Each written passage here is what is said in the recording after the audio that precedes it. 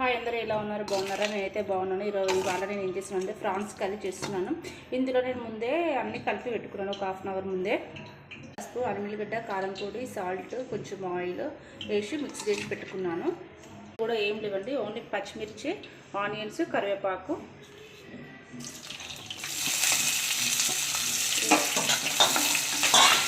రెండు రెమ్మలు కరివేపాకు వేసానండి. చూడండి, కావాలి ఒక 2 మినిట్స్ మిక్స్ చేయాలి.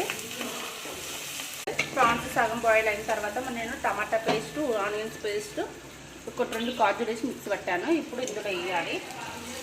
సగం బాయిల్ అయిన తర్వాత వేయాలి, మిక్స్ చేసుకోవాలి. చేసుకొని మళ్ళీ క్యాప్ పెట్టేయాలి. ఒక 10 మినిట్స్ తర్వాత చూస్తే ప్రాన్స్ కర్రీ రెడీ అయిపోతుంది. ఇది చూడండి, టమాటా పేస్ట్ మొత్తం ఇట్లా ఫ్రై అయిపోవాలి. ఎందుకంటే పచ్చి స్మెల్ మొత్తం పోతుంది. ఇట్లా అయిపోతుంది. ఇంతేనండి ప్రాన్స్ ఫ్రై.